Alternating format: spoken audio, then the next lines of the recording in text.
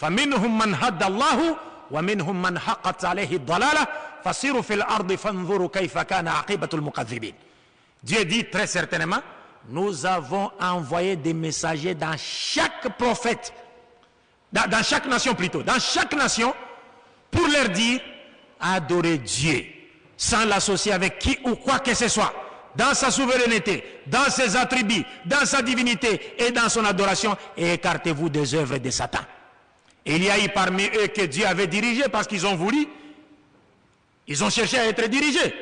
Et parmi eux, ceux qui ont suivi l'égarement, et Dieu les a laissés dans l'égarement. Et Dieu défie l'humanité en disant Fasiru fil ard, fanzuru kayfa kana aqibatul mukaththibin. Dieu dit sillonnez la terre et vous verrez les preuves même que Dieu avait envoyé des prophètes. Et vous verrez des preuves que des gens ont été châtiés pour avoir refusé le message, rejeté le message des prophètes. Dieu nous dit sillonnez la terre.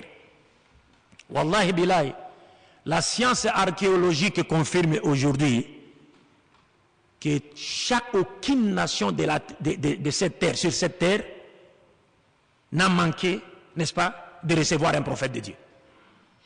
La science archéologique confirme ça. Que chaque nation a reçu de la part de Dieu un messager, la visite d'un messager. Et cela est reconnu même aujourd'hui par les chrétiens. Car dans un livre intitulé Manuel biblique de Halley, à la page 64, l'auteur chrétien protestant a fait un rapport rapportant les propos des archéologues.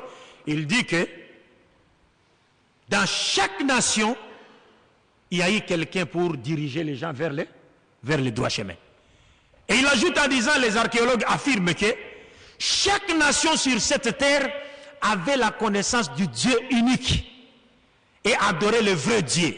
Et que le polythéisme et l'idolâtrie n'ont intervenu qu'après le passage des prophètes pour égarer l'humanité.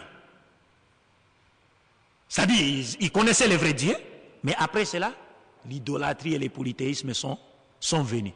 Et les gens se sont détournés de la voie de Dieu. Mais comment est-ce que ces choses sont-elles arrivées? Mais le Coran nous a annoncé cela.